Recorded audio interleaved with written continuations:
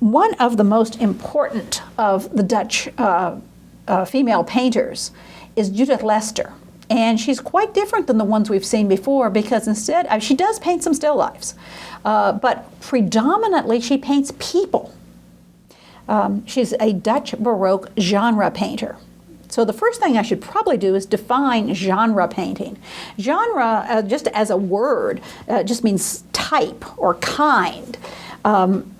But in the context when you'll say, oh, someone's a genre painter, they're talking about one particular kind, which essentially is pictures of ordinary people doing everyday things or paintings of everyday activities. Someone singing, drinking, making music, pouring milk, just, everyday activities.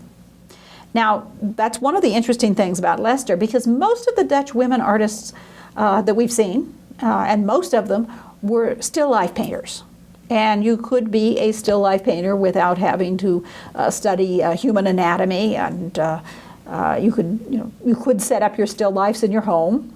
But Leyster goes beyond that, and she paints human beings in their everyday activities.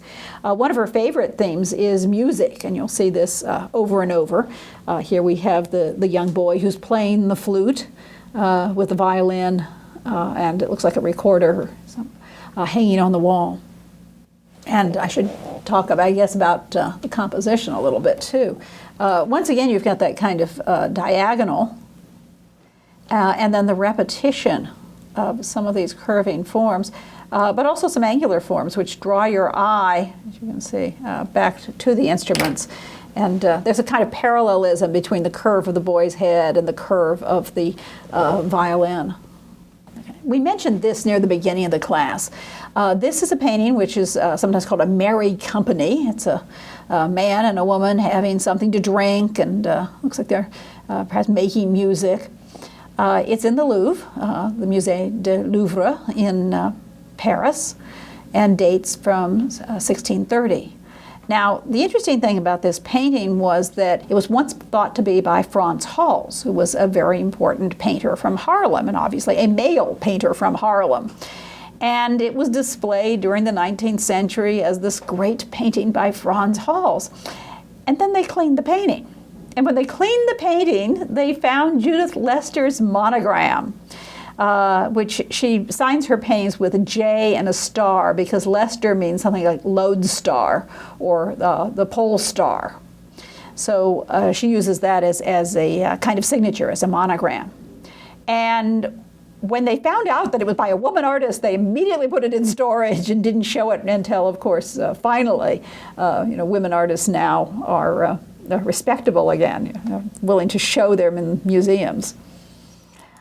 This is her self-portrait, and we'll be talking more about this, but let me just tell you a little bit about some of the things that happened during her life. She was a member of the Haarlem Painters Guild. She became a member in 1633, and she had apprentices, including, of course, male apprentices. Now, there's very strict guild rules about what you can and cannot do.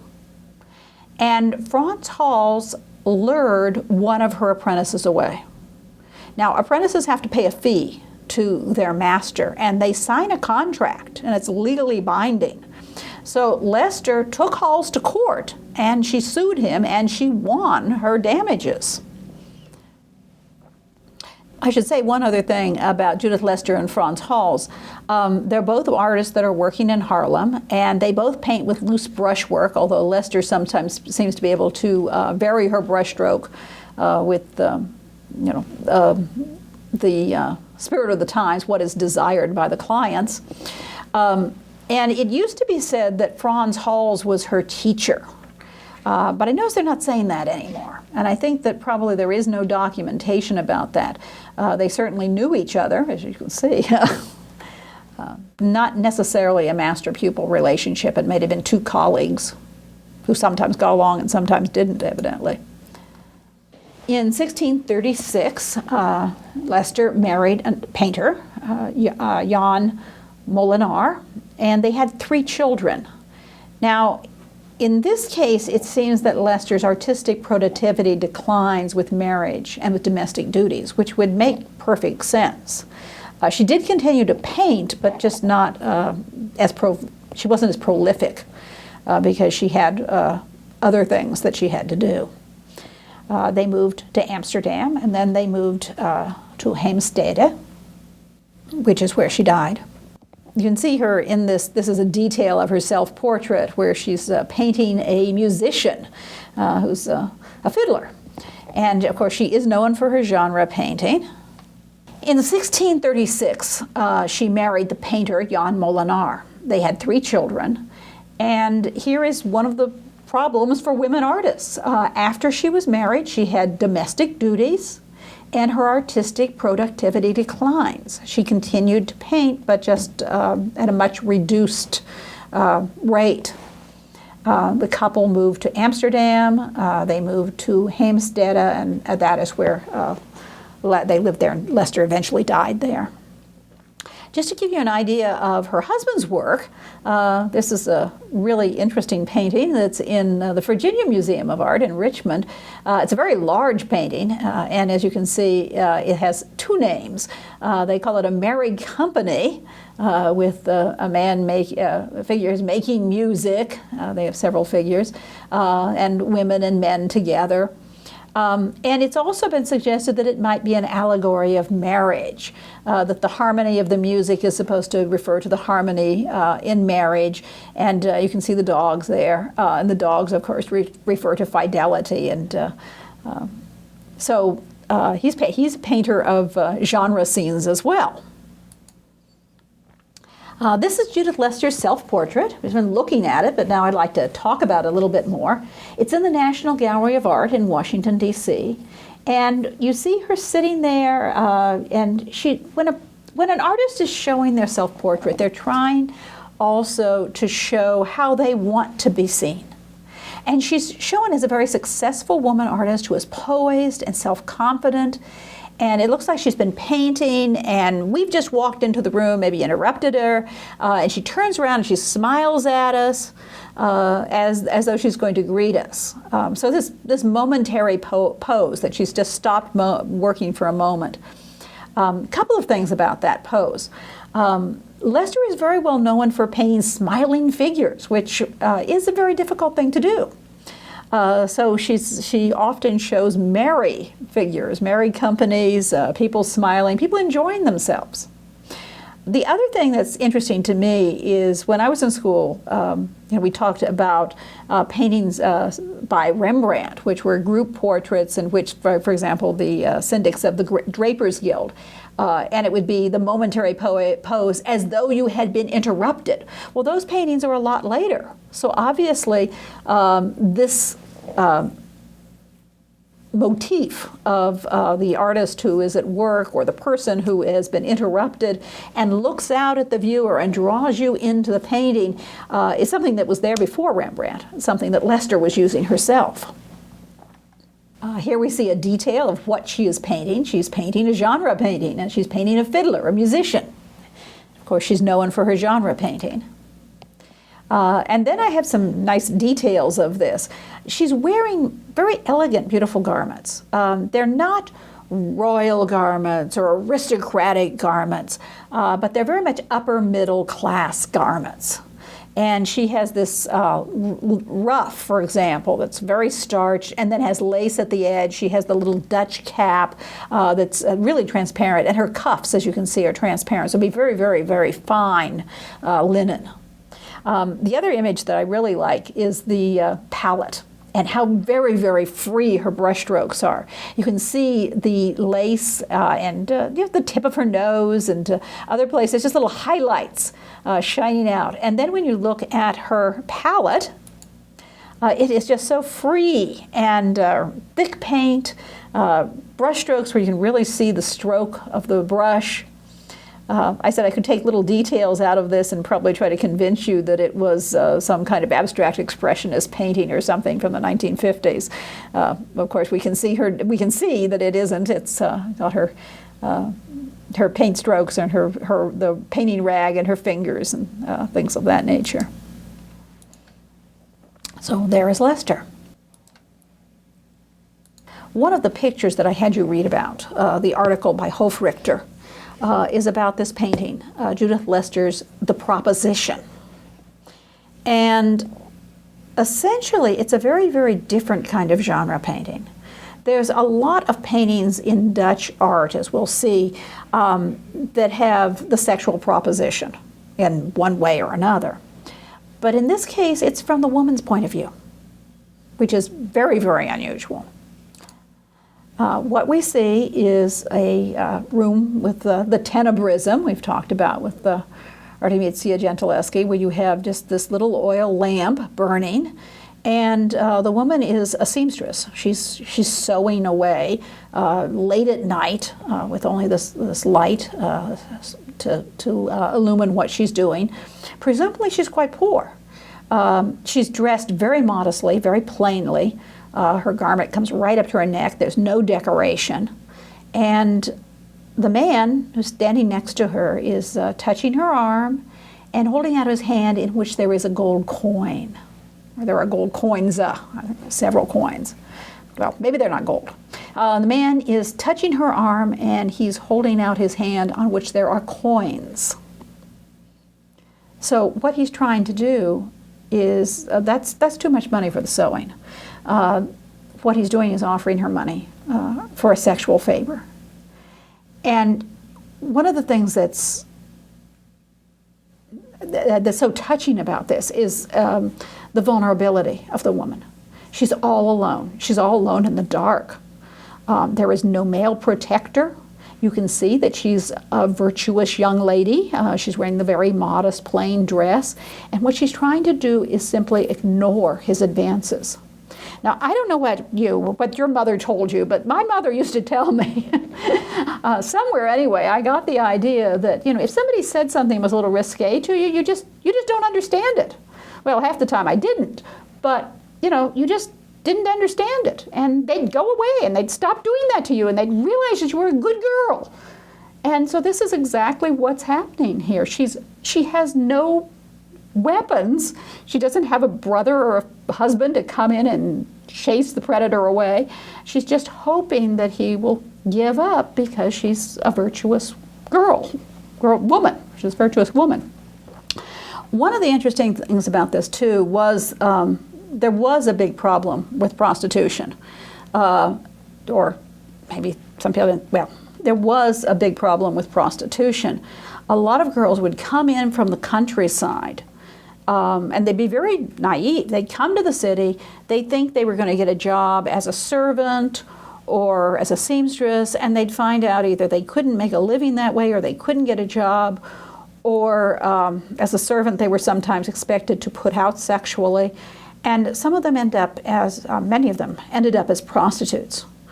And the brothels were a big business. They still are in Amsterdam, I think of it. So let's take a look at some of these other pictures of sexual encounters and show you how different they are and what the impact of Judith Leyster's proposition was. This is a painting a bit earlier than hers, as you can see. Dirk van Barburen's The Procuress, and it's a very large painting. It's in Boston, the Museum of Fine Arts. And the procuress is the old lady who presumably at once was a prostitute herself and is now beyond that. And she's demanding money. Her hand is out and she's pointing to her hand for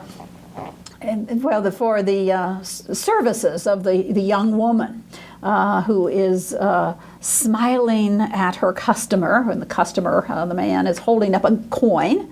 And she's smiling at him, and she's playing music, which suggests something that, like I said, the seduction. And as you can see, she's just about falling out of her dress. Obviously, she is, in this case, a willing participant. She looks like she's going to enjoy it even. So that's, the male point of view for the seduction, or everybody's getting what they want. This is a very interesting painting. Incidentally, I will tell you, this painting was stolen from the Gardner Museum in Boston. And I've never heard that it has been recovered. It's various names. One is The Concert. And it's by Jan Vermeer, who is, of course, one of the most important Dutch Baroque painters. It's a very interesting scene because, you know, you see an interior with a woman playing on, you know, a harpsichord perhaps, some kind of musical instrument. There's a man who's either listening or perhaps giving instruction. We can't quite tell. His back is to us. And there's another woman who seems to be singing. So they seem to perhaps be entertaining the man. And, you know, this could just be a family gathering, something kind of nice, except notice something.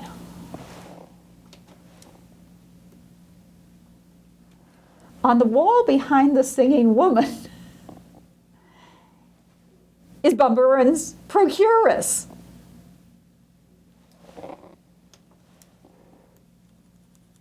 Now, Vermeer was not only a painter, he was also an art dealer.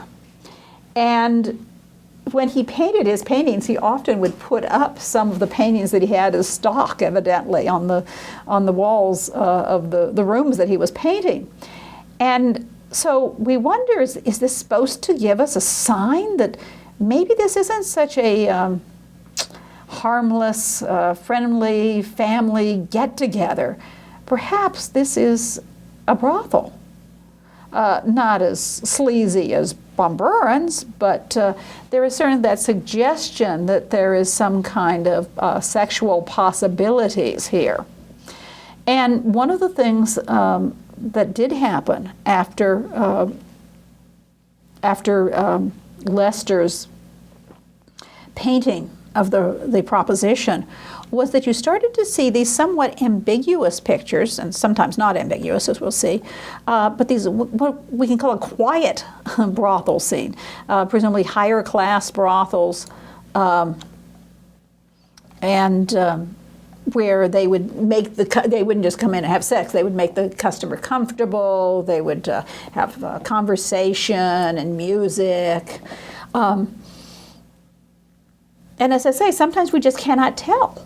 You know, in this case, it's the Procuress hanging on the wall that makes us wonder. Another one of these ambiguous pictures is Terborch's painting in the National Gallery of Washington that now bears the title, The Suitor's Visit. Well, of course, we don't know what the original title was. That's a modern title. And what you see is a man coming in. He's bowing very respectfully. There was a dog standing between him and the standing woman. The dog could be either his dog or her dog. It's not quite clear. And the woman is dressed with beautiful satins. And behind her, there's a young lady playing music, playing a lute, and an older man. Now, here's the question. Is this what the modern title implies, a respectable offer of marriage? The suitor has come to see his potential bride-to-be. He's very respectful to her. The dog represents fidelity, and they're well chaperoned. Her sister is playing music in the background, and the father is watching over them. Or is it one of these quiet, high-class, if there is such a thing, brothel scenes where the young lady is the prostitute, and both young ladies are. But this is not a raucous place as we see in Van Buren's Procuress. This is a place where you're expected to have good manners. And the young ladies are given these beautiful garments to wear for the time being. They don't own them. They're paid very poorly. As I said, there was a big problem of seducing young ladies into this life because they needed to make a living. As I said, they were very, very poorly treated. But you know, on the surface, it looked very nice because they had beautiful clothing, and of course they're making music, and then that would mean that the man is not her father, the man in the background is not her father, but is the procureur, the pimp, we might say, or the owner of the brothel. You can see here beautiful fabric textures for which Terborch and other Dutch Baroque artists are so well known. Well, here's another painting by Terborch. it's no longer ambiguous. This is a painting in Berlin. It used to have a title, which it doesn't anymore, of The Father's Admonition. And how it was interpreted was the young lady was the daughter, and her mother's there having a little glass of wine while her father raises his hand and tells her to be a good girl, or something of that nature. But then they cleaned the painting, and they found in the man's hand a coin. He's holding up a coin, and what we're seeing is a quiet brothel scene. The woman is not the mother. She's the procuress. And the man is offering for the young lady's services. So Hofrichter feels that this type of brothel scene was the influence of Leyster, that they didn't have to be quite so raucous. They could be a little quiet and still.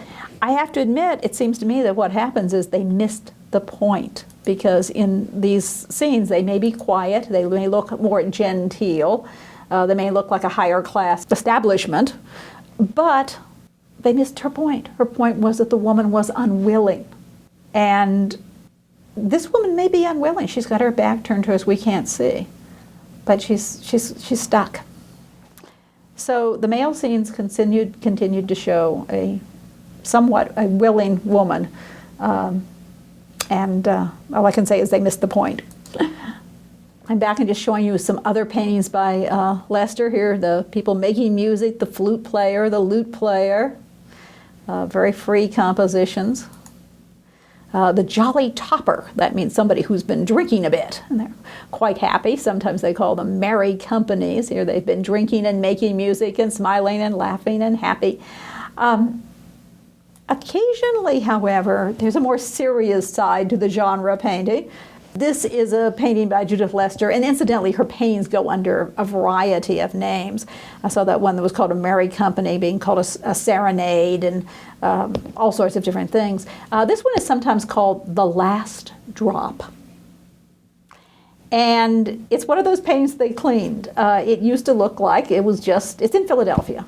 And it used to look like just a man who is smoking, and his friend, and they're drinking and they're smoking, and then they cleaned it, and they found out that the background had been overpainted, and that underneath the overpaint was a skeleton who is holding a skull. So this is a representation of death.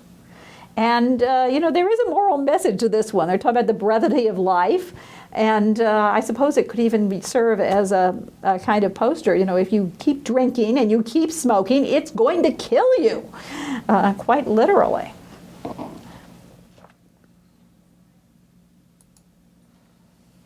But back to her more happy themes. This is a very freely painted painting in the National Museum of Women in the Arts. And it's known as the Three Musicians, or just as the concert. And I took the pictures and we've tried to do some color adjustments, because if some of you know, when you take a picture in a museum, you have artificial lighting, and the colors can kind of come out all yellow or something else, depending on what kind of lighting it is. The little picture there is the one I took off their website. I don't know that the colors are exactly accurate, but as you can see mine, we've done some color correction, but it's still a little bit dark. So you see three people making music, and they have, according to the website for the National Museum of the Women in the Arts, you have a very accurate depiction of the instruments, and that this is the kind of violin that you would see in the 17th century. It doesn't have a chin rest, and it's held against the chest. Otherwise, it looks pretty much like a modern violin. And that there might be a kind of meaning to this, that the kind of an allegory of harmony, in a sense. The musicians have to work in concert to create the harmony of their music. There's another thing that's been suggested. It's not certain, but that possibly these are actual portraits of people. That the woman who seems to be smiling and is probably singing is a self-portrait of Leyster. And we have that idea of the concert as an allegory of harmony. And so I'm going to add a little thought there, which of course is the idea that perhaps they're talking about marital harmony. The date that the museum has given this painting is around circa 1633. And since they say circa, I assume that there is not a date painted on it. So if this is painted slightly later, say after 1636, perhaps it could be an allegory of marital harmony. Leyster and her husband and a friend are making music together. This is the figure playing the violin. The violinist may be Leyster's husband, Miense Molenaer, and they don't know who the smiling man here playing, I guess it's a lute, is. Maybe it's a family friend. Maybe the harmony is not the harmony of marriage. Maybe it's the harmony of fellowship between friends. But as you can see, very, very freely painted. Now, I said one thing, that Leyster is known for her genre paintings. She paints so many different kinds of genre paintings, but she also paints still life objects. This is a watercolor painting, which she did as a botanical illustration. This was one way of making money.